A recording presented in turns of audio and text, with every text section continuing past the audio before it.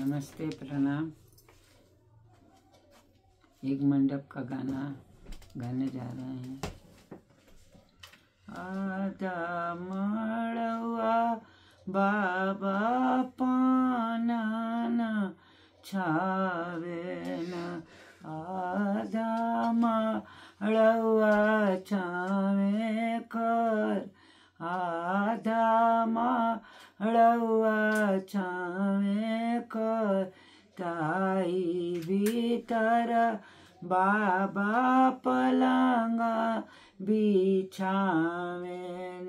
सूती रहे न अनचित, सूती रहे न अनचित, केवड़िया का पल्ला धइले बोले ली बेटी हो बेटी, सुना पापा अरज हमर, सुना पापा अरज हमर, जे करे घरे पापा कन्या कुंवारी हो, से कैसे सुते अनचित, से कैसे सुते अनचित, कुछु बेटी सोती ना, कुछु बेटी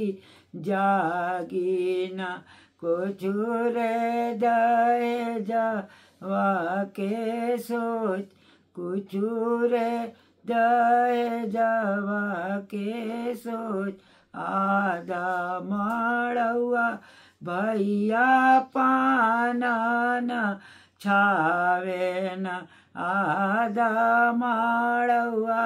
छावे खर, आधा मड़वा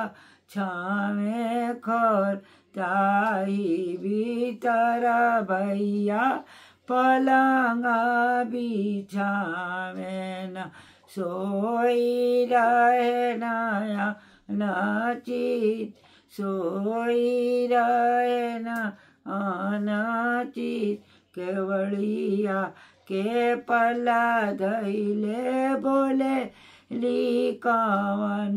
सुबवा, सुना भैया अरज हमार, सुना भैया अरज हमार, जे करे ही घरे भैया कन्या कुंवारी हो, से कैसे सुते अनचित, से कैसे